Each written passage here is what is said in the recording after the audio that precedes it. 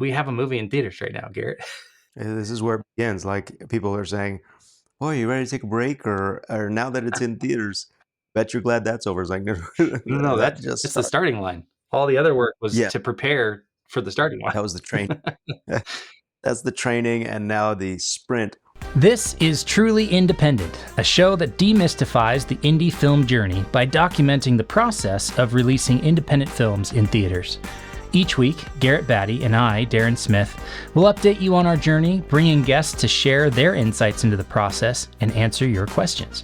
Today, we talk about the opening weekend for Faith of Angels. That's right, Faith of Angels opened in theaters this week. It opens on the 27th of September across the country. So today, we're talking about how it went and how you can go see the movie.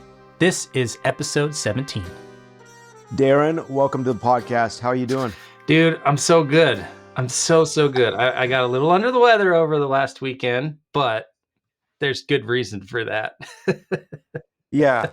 Well, that leads us into, this is an interesting episode because the turnaround on this episode is like that because we wanted to record an episode where we're talking kind of a reaction to our opening weekend, which we've just had.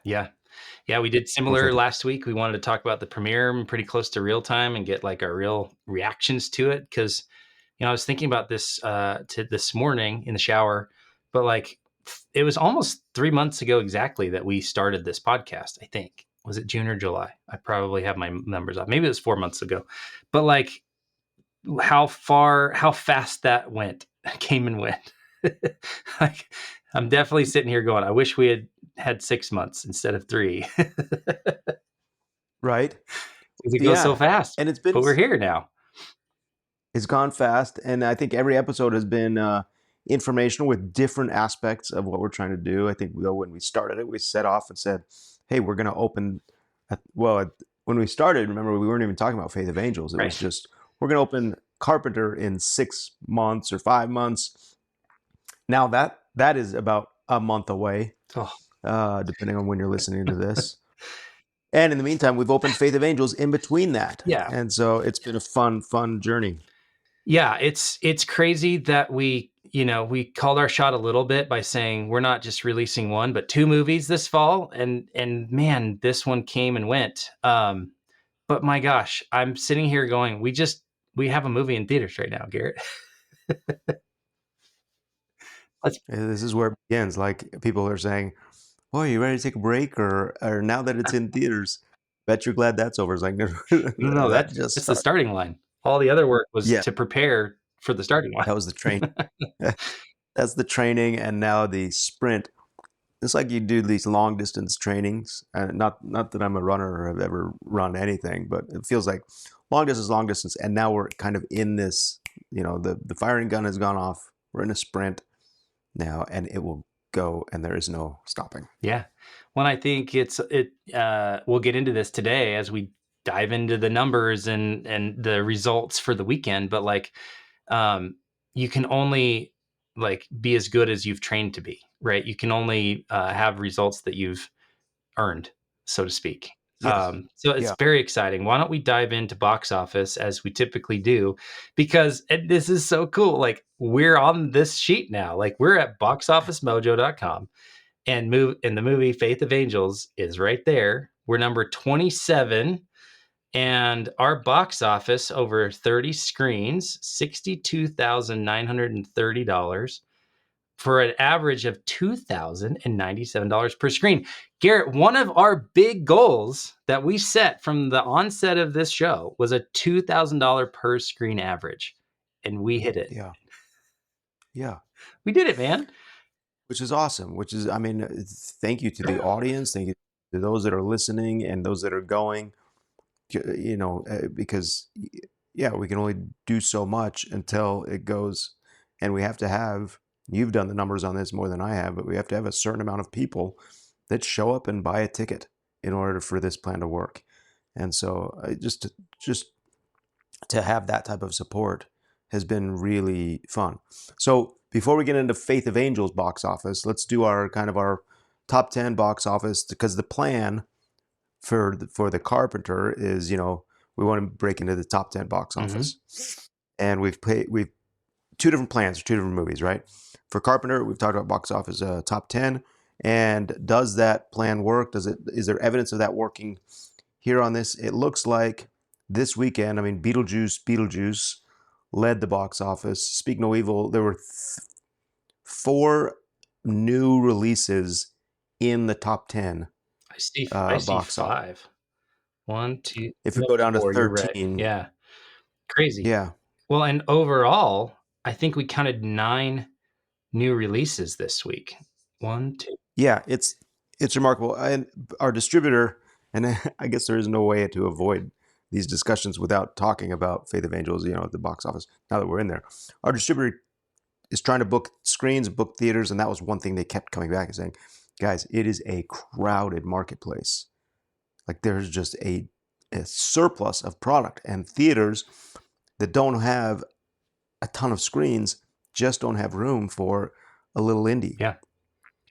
Which is understandable. That's where we're at. That's the game we have to play, and we have to accept that, hey, we're a low budget indie. We're opening a micro budget film compared to some of these, and with very, very little marketing spend.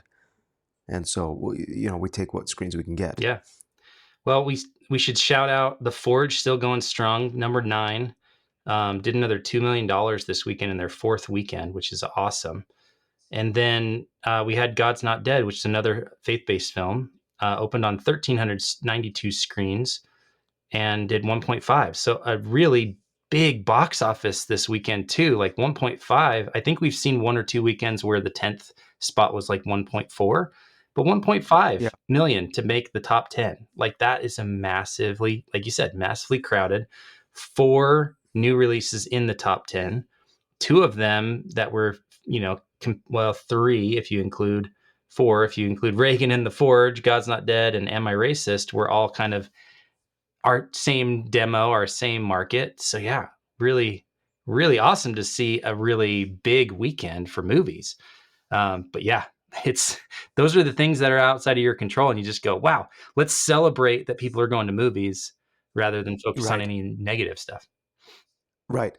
No, I think it's really interesting too. I think one of the reasons that the bottom box office, the top 10 threshold is so high is because the number 1 movie, Beetlejuice, only, and I'm air quoting, did 55 million or 51 million over that weekend. So it's this disbursement of, if the box office total is, whatever it is, 120 million or something, I guess it's not even that. It's under 100 million for the box office total for the weekend.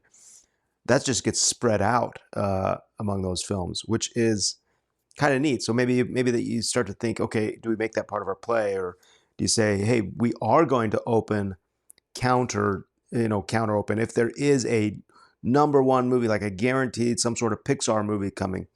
Do we open that weekend in order to make the box, to lower the threshold for having to be in the box office top 10? Yeah. Well, it's hard to know, besides the big movies that are promoting a year or 2 out and announcing their dates, what's going to be out. I hadn't heard of a lot of these other movies. And so it's so interesting. I just love looking at it and going, wow, what's really happening? And what can I learn from this? And hopefully that's what this episode is about. What can we learn from opening weekend for Faith of Angels? So very, very cool. My indie movie of the week, I saw Faith of Angels 4 times last week. So that one counts as mine. I wonder how many times that's been on our indie movie. Oh, I saw it at a screening. Oh, no, I saw it at this. It is fun though to watch it with an audience, with a big crowd of people. We had our premiere. We talked about that episode, and then to have paying tickets sold and people going to watch it. It's been neat to show that. So maybe let's talk about that. Should we talk about kind of where we are on opening weekend, and reactions to that? Yeah, for sure. Hey, indie filmmakers and movie lovers. This show is sponsored by Purdy Distribution. Since 2011, they've been bringing incredible independent films to theaters, like Garrett Batty's The Saratov Approach, T.C. Christensen's Love Kennedy, and McLean Nelson's Once I Was a Beehive.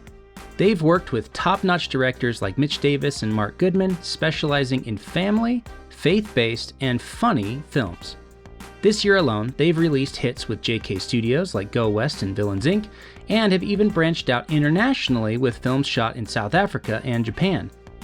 Purdy Distribution works closely with indie filmmakers, designing personalized distribution plans, whether it's a theatrical release or straight to streaming on platforms like Amazon, iTunes, Google, and more. If you have a PG or PG-13 film ready for the world, think about reaching out to Purdy Distribution. They're approachable and knowledgeable, ready to help you visualize your film's distribution. Even if your film isn't fully polished, they can offer valuable guidance. Plus, if you need that crucial distribution piece for investor packages, Purdy Distribution can provide a letter of intent to distribute, helping you secure funding without locking you into a contract. Mark your calendars for Purdy Distribution's upcoming releases: Tokyo Cowboy on August 30th, the digital release of Thabo and the Rhino Case on September 1st, Faith of Angels in theaters on September 12th, Villains Inc. on Amazon and iTunes on October 1st, and The Carpenter on November 1st. To stay updated on these releases and more, sign up for their newsletter at purdydistribution.com. That's Purdie distribution.com. Now, back to the show. I want to add something to last week's, which was what's one thing you would do different or better. I would put on a lot more hand sanitizer after shaking 500 hands, because I got a little sick after that day. So just cleanliness, like sanitize those hands when you're shaking 500 people's hands at a screening. But yeah, let's get into it. And what I hope people take away from this, it's that it's more than just box office. Like, we're going to dive into a lot of this stuff. So what you always see reported is such and such movie did this much at the box office this weekend, which is either good or bad. And there's so much more nuance now that we've been spending so much time in reports and data and spreadsheets and going, wow, there's a lot of amazing, awesome things that are happening. So that's what we want to highlight today, I think. Perfect. And I think we lead out, Monday morning. So the way it works as far as independent film, in our experience, Monday morning, you have the calls, and your distributor is frantically working to see, throughout the weekend, it's just kind of a non-sleep weekend where you're just going, okay, Friday night, here are the numbers as they come in.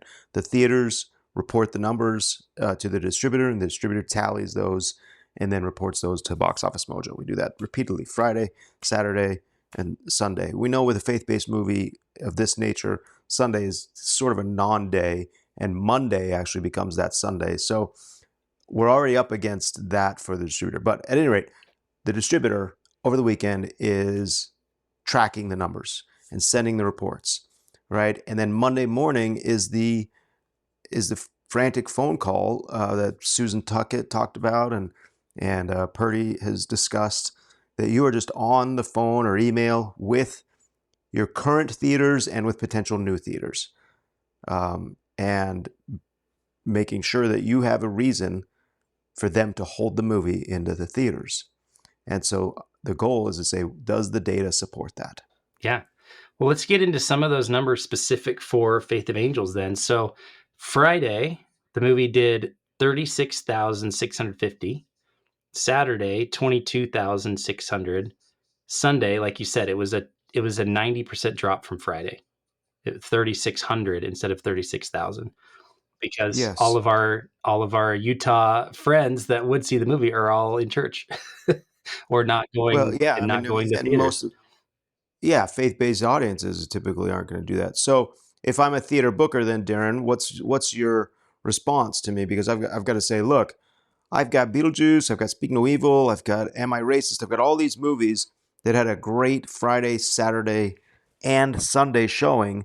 And then you're saying that you had a great Friday. I'll give that to you. You had a great Saturday. I'll give that to you. And then Sunday drops off. So clearly people don't want to see your movie. So then you go out a day or two, and it may be telling them, hey, just wait till Tuesday or wait till Monday. And look what happened. We're recording this on a Wednesday, and we just got our numbers for Tuesday, and they were bigger than Saturday. And here in Utah, at least, I don't know if it works around the country, but you get a lot of theaters doing like $5 Tuesdays, bring your family kind of stuff. And so we Yeah. had twice as many people see the movie on Tuesday than saw it on Saturday, which is huge. And what we found looking at the data was we were the number 2 per screen average of every movie that's out right now on Tuesday. For that day, we had the number 2 per screen average. So that's what you point to and say, look, this is a movie that's performing. It's just different than other movies. So that's okay. So that's a discussion though for still Wednesday morning. Mm-hmm. On Monday, I've already had to make my decision as a theater owner. I like, hey, sorry, buddy, I've got to book showtimes for Friday. What can you tell me? And I think for me, the data and the pivot point and the real strength of this movie is, look, there are 4 faith-based movies in the top 10 right now in America. 4 faith-based movies. Faith of Angels only opened on 30 screens. We're opening more on the 27th of September. But of all the faith-based movies, Faith of Angels had the highest per screen average by almost double. Even without a Sunday. Even without a Sunday. So you've got Faith of Angels. So this is my discussion to, and this was my discussion to the distributor to say, please relay this message to the film buyers. Say, look, you've got, great movies. You got good faith-based films with Reagan and The Forge and Am I Racist is kind of that conservative one. And certainly Faith of Angels. What was the 4th one? There was God's Not Dead. God's Not Dead, which is also a brand new release. Mm-hmm. So you have all of these faith-based movies. There's clearly an audience in your theaters for faith-based movies. And Faith of Angels, which hasn't released yet, beat out those movies on the per screen average. So great. September 27th, book Faith of Angels in your theater to meet the demand of a faith-based audience. Yeah. And I'm glad you brought that up because that was the conversation on Monday. That's exactly what you said. And the distributor was like, that's it. That's the hook. That's the thing we're going to lead with to make sure that they understand the value of this movie. And then something else that came up today, which I think applies to the Monday phone call, is where does our movie sit as far as that theater's per screen average, right? As far as the take for each movie in that theater. And we were looking at some of the successful ones that we opened in this weekend. And like in, what was it? Southern Utah, like St. George area, we were the number 2 movie out of 12 or 15 in that theater. And so that was another thing the distributor was saying that you're looking for is where are you at? Because every week they're going to kind of churn through or rotate out the bottom 1, 2, 3, 4, 5 movies, however many it is, depending on what is coming out.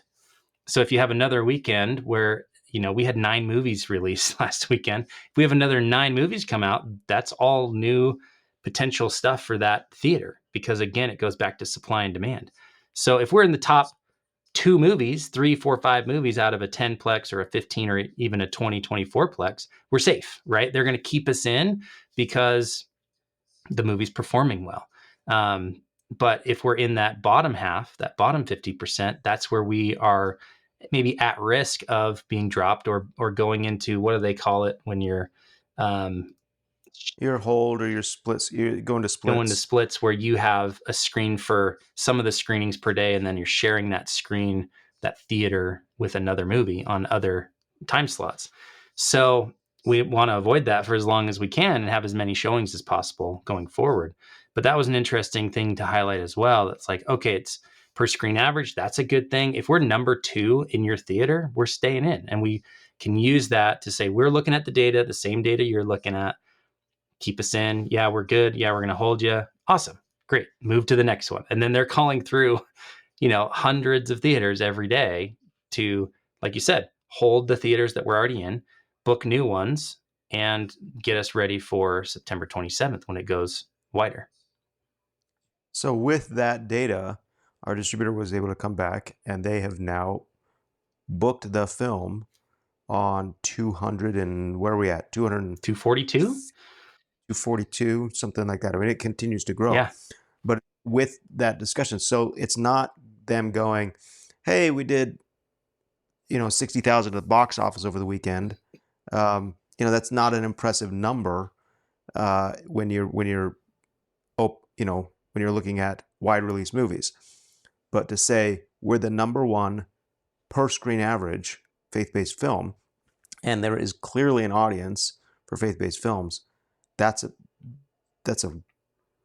has resulted in over 200 bookings. Yeah. And we're still, that was 200 bookings Monday. So we're 2 weeks out from the wider opening, and our goal was 200. My thinking, my expectation is we'll be closer to 300 because new theaters are booking every day. The more that they reach out, the more that they share this story of how it performed, everyone's lining up to book it. So it's very exciting. I love the strategy of it all and getting into it, because it's like, okay, well, yeah, we're not the number one movie in America, but that's not our story. So what is? And it's really about positioning and framing. And it's these kind of marketing ideas and principles that we have to understand and we have to utilize, just as any other industry does.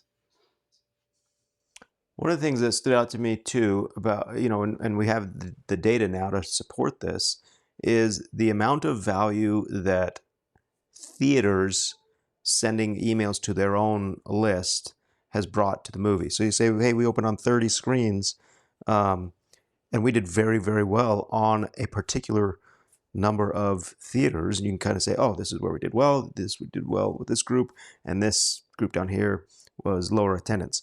You say, well, what did we do at these theaters? Well, in both cases, we performed very well at Cinemark and at Megaplex theaters. And in both cases, we worked with their in-theater marketing departments to promote the movie to their lists. It's like they know what their audience wants. They have the resources to reach their audience. And so by us giving them some funds, giving them some of the marketing money, not just us blasting out on Facebook saying, hey, we're playing at Megaplex, but it's like, no, Megaplex, you take the funds that we would spend, you blast those to your group, and we've seen a really good result with Megaplex and Cinemark theaters. Yeah.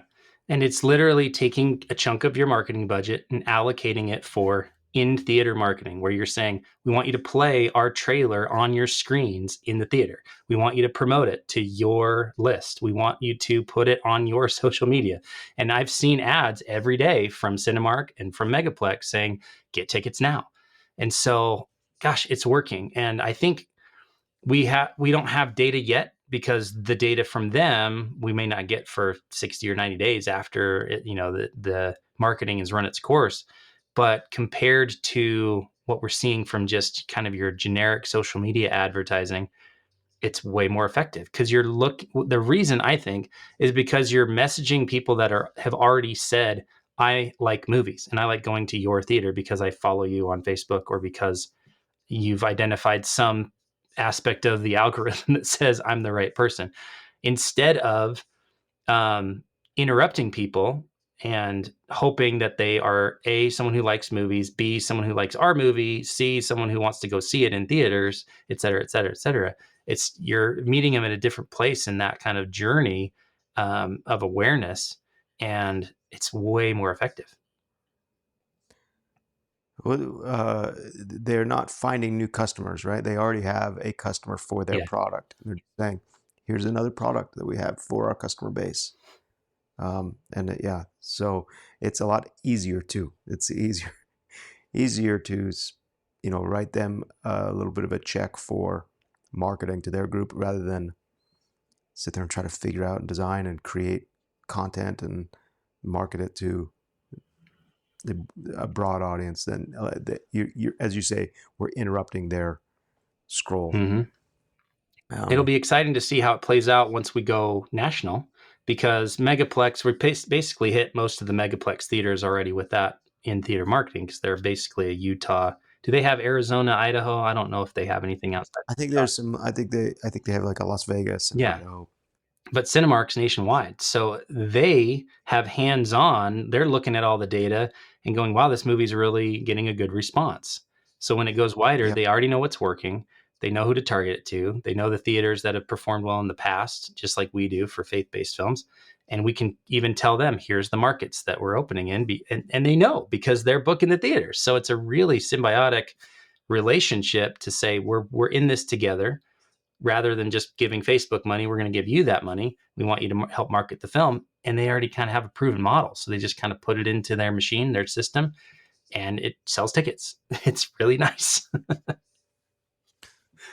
Darren, we've talked, we're 20 minutes into this, and we've talked about kind of the reaction and how we're feeling great and things are going great. It would be an opportunity missed for us not to discuss ways to improve, or what have we learned? What do we not regret, but how do we improve both for this coming week, for our national release, and then for Carpenter? Yeah. What are your thoughts? There's two things that come to mind that I wish we had right now that we don't have yet. And one of those is reviews. I think we would benefit from having more reviews out, having a Rotten Tomatoes score, or more national coverage of the movie. It may be too early for national, so maybe that's why we're kind of delayed on that front. But I know a lot of movies opening weekend use that 98% Rotten Tomatoes score as marketing. And we don't have that, right? Because we don't have enough audience reviews yet. We have like 17 and we need 50. We don't have enough like official, I don't know what you call those on Rotten Tomatoes, but like official reviewers that are verified. So we don't have enough of those. I'd love to see that. And there was a second thing, but I forgot what. That's an interesting idea. With those reviewers, you have to be we've had certainly Utah critics review the movie and review it very positively, which is great. We want that. But you're right. If they're not a Rotten Tomatoes certified critic, it doesn't count. It only speaks to their immediate audience. And so we've talked about this film trying to reach past the 1 degree, past the first degree of connection. If you go to the theater and everybody has the same everybody in the audience has the same last name as people in the movie, then you're not past the 1 degree, right? We need to get second and third degree audience members there. And I think you're right. I think part of doing that is to have good reviews, critical reviews that are saying good things about the movie rather than just the guys that made it. Yeah. I mean, we've talked before about the benefit of getting in the top 10 is now you've got dozens, maybe hundreds of news outlets that are going to report on what was the top 10 box office last week. And that's a lot of free or earned media that you can now reach millions of people with your movie. And those are people who are like, whoa, never heard of Faith of Angels. Let me check it out. And a percentage of those are going to go click and find it and check it out, watch the trailer, buy a ticket, right? So it trickles down from 10 million people seeing that it happened to 1 million people clicking it and 100,000 buying tickets. And there's an extra $1 million our movie just made.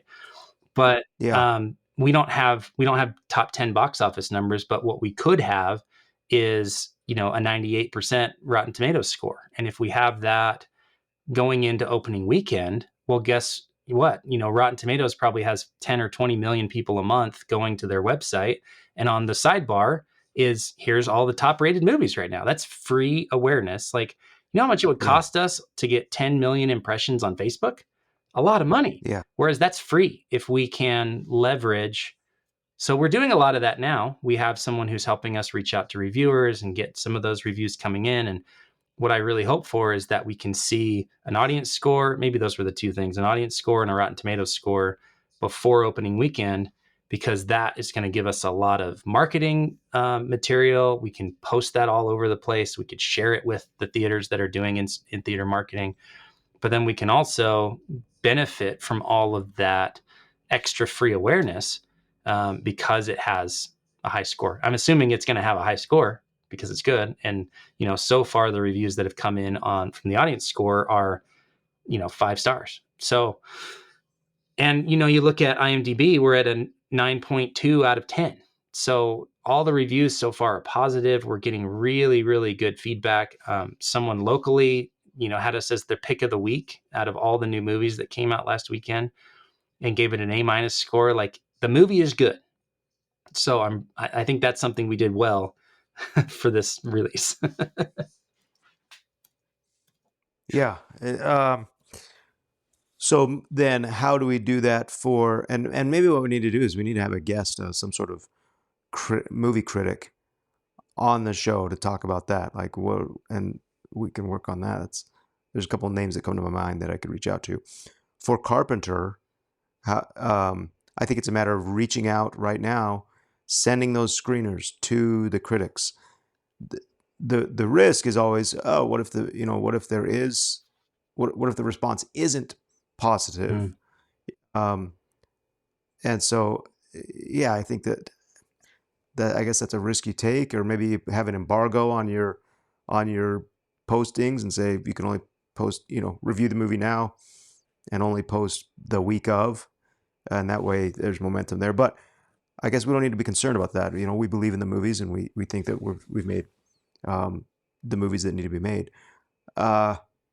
So yeah, I think you're right. We need to reach out to critics earlier to get those a part of the big conversation. Well, I think you can be strategic about the reviewers you're going out to, right? Because the way that reviewers are seeing our movie right now is we're sending them screeners.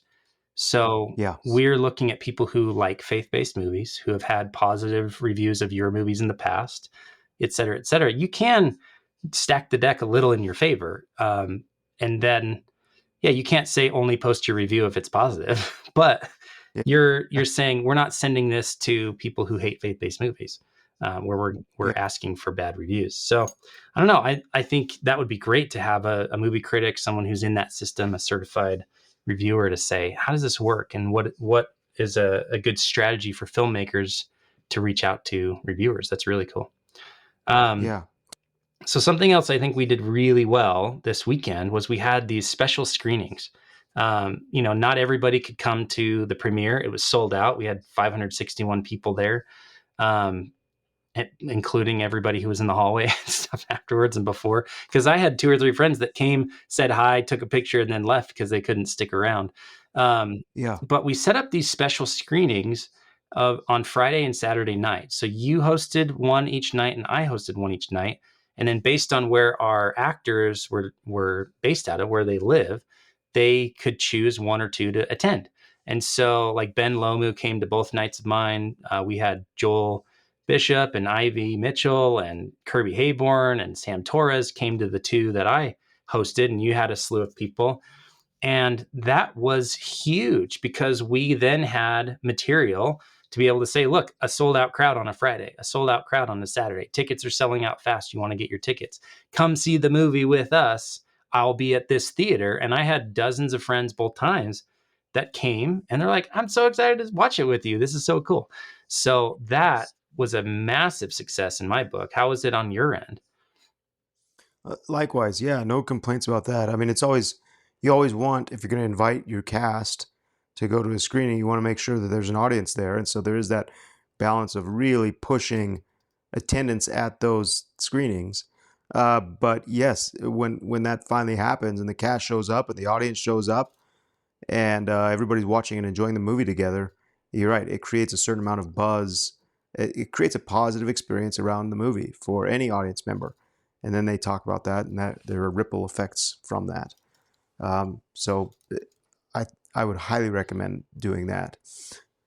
Um, anytime you can. I think there is a note to pay attention to the theaters. You want to be mindful of the theaters, and we're an independent film, and don't want to wear out our welcome as far as the theater staff and be like, oh, we gotta put up with these guys again. But I think it's like T.C. Christensen does for his movies. He'll do screen checks, and he'll just stop in and thank people for coming, and doesn't have to make a big formal Q&A event out of it. But he's out there letting people know of his gratitude for them supporting the movie. And opening weekend, we did that in a big way, and I think we will continue to do that, to show people, to just, again, thank people for supporting the movie. Yeah. And it's also a great way to get some understanding of where people are hearing about the movie, right? Because if you don't recognize them, they're not your friend or family or in your congregation. Well, how'd you guys hear about the movie? Oh, we saw it on Facebook. Oh, our friend told us about it. Oh, my friend's daughter is the costumer.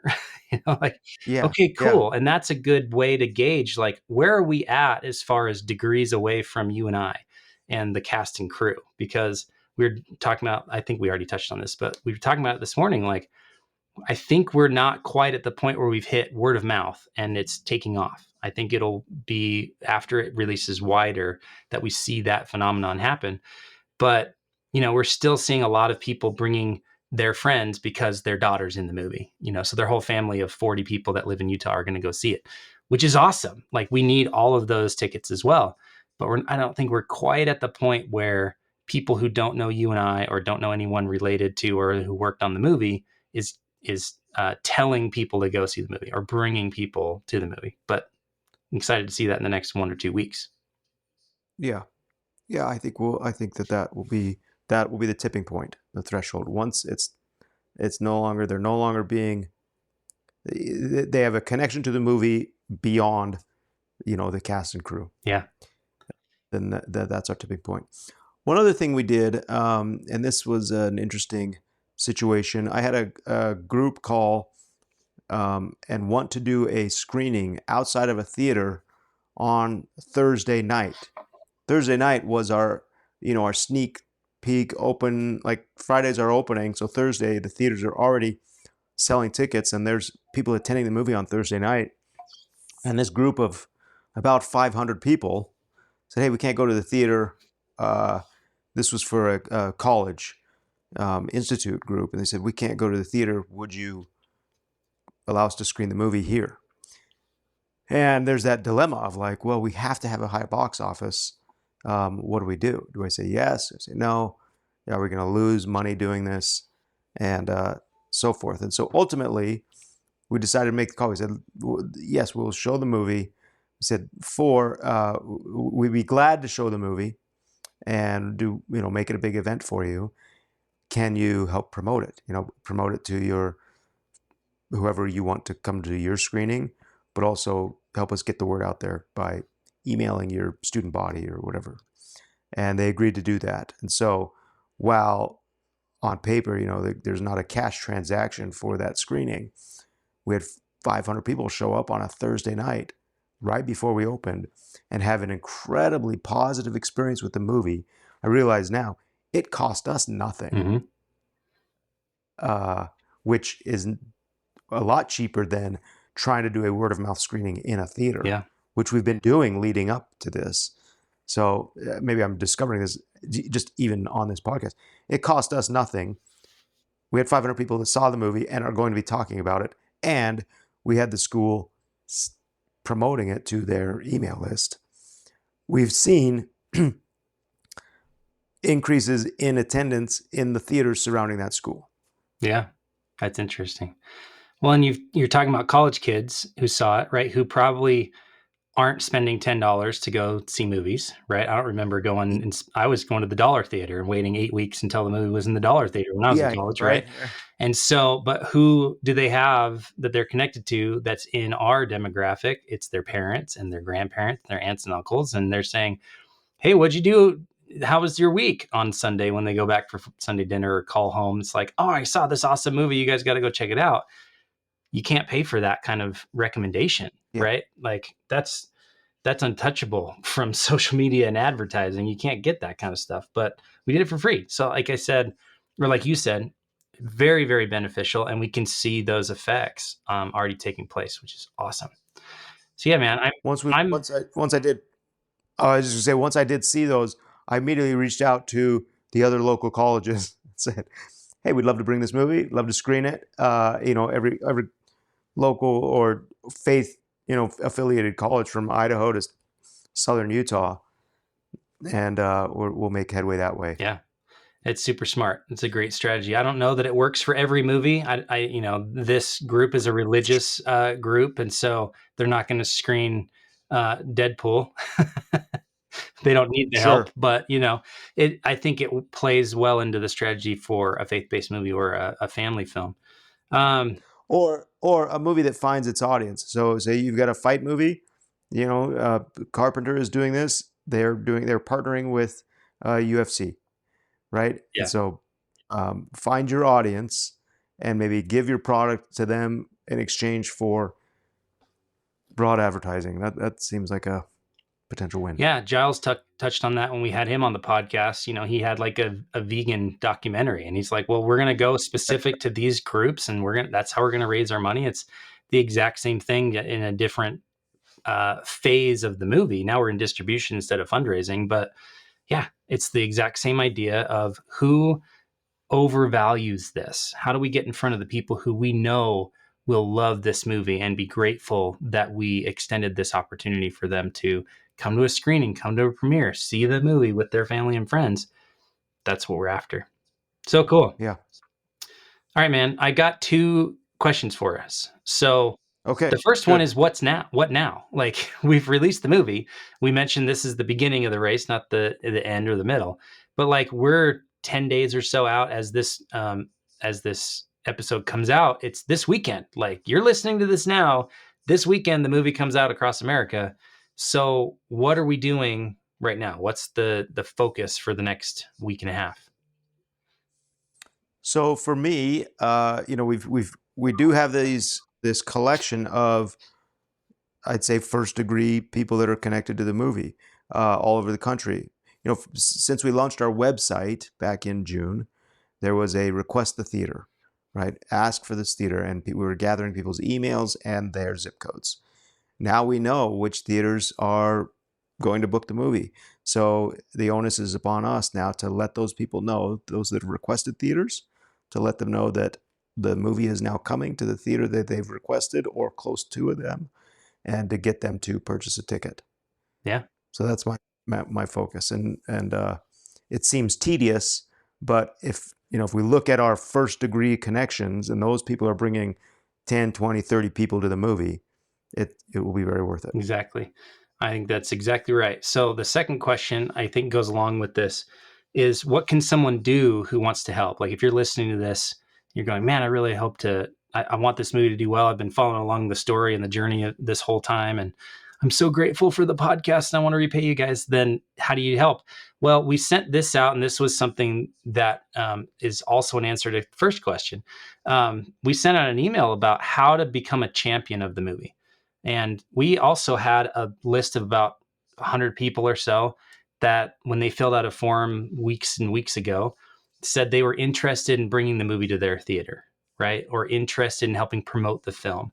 And so we basically gave them the playbook of how to do that. And it's like, okay, pick the theater that's close to you. So go on to faith-of-angels.com and find the theater. It should just pop up based on your location, but you can type in Provo, Utah, or wherever you're at, and it'll show you the theaters that are playing. And then you can pick a screening and basically take it upon yourself to set up like a special screening, like what we did. And you're basically saying, I'm going to go see the movie Friday at 7:05 at the Cinemark. And you invite your family and your friends and your church group and your soccer groups and your band groups and all the different groups you're involved in. You tell all your family and friends, and you go.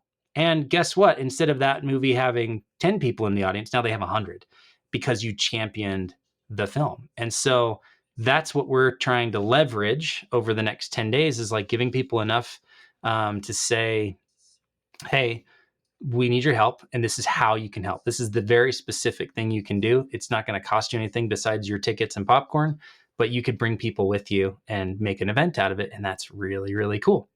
But the other thing we're doing, to go back to question 1, is we're doing more special screenings, right? We're setting up screenings for the 27th and the 28th in other states and cities besides Utah. So we're traveling, you're flying out, I'm flying out. We've got actors that are outside of Utah that are involved. And so we're continuing that strategy of, okay, how do we get 500, 200, 300, whatever people in a screening in Atlanta or Dallas or Sacramento or Burbank or New York or Nashville or wherever we have connections. And we're going to repeat the plan for week 3. So we're just going to keep going. No time for sleep. Which is why we're under the weather. Well, I'm under the weather. I can't speak for you. But yeah, so if you also would like to champion the film, shoot us an email and we can send you like a poster of the movie, digital poster that you can post on Facebook or Instagram. And that's an easy way to do it. So just hit Garrett. Garrett@3coinpro.com, and we'll send you all the stuff. I just gave you more work, Garrett. Bring it on. No, it is doable, and it's very realistic that on the 27th, if we have one ambassador for each theater that we're opening at, 250 ambassadors, and say, yeah, I can help tell my friends and family I'm in that area. We will make a major splash, and we've seen movies do that, and I think that's our next thing. Say we have 250 people, one at each theater that is an ambassador, bringing 10 or 100 people, whatever, getting the word out there. That ripples and really spreads the word for this type of message. Yeah. So true. So if you want to be a champion, be an ambassador, you have permission. You don't need to ask us. You can just do it. But awesome. I'm feeling really proud, really pleased. And just how cool it is to walk into a theater, see sometimes 2 movie posters that you've produced with your names on it, and see on the marquee, there's your title and what time it's screening, and then see trailers and see the movie in theaters. Like it's dream come true level stuff. I know you've done this a number of times. This is my first time having a movie that I've produced in theaters that wasn't just a premiere or a screening. And so it's amazing. I'm loving every second of it. I'm excited to see how far this is going to go. And I just want to do everything I can to get us to the point where it can take off. It can pick up that word of mouth and just run on its own. And like we mentioned before, it's in the hands of the audience at that point. Okay, well, let's keep at it. Thank you, Darren. Congratulations on a great weekend. And here's to the 27th. Let's make that happen. Awesome, man. We'll see you next week. Thank you for listening to this episode of Truly Independent. To join us on the journey, be notified of new episodes and screenings, and ask us questions about today's episode, head over to 3coinpro.com/podcast and put in your name and an email address. If you're a fan of the show, please leave us a review on your favorite podcast app, and be sure to share this episode with a friend. Thanks for listening, and we'll see you next week. Our intro and outro music is Election Time by Kjartan Abel.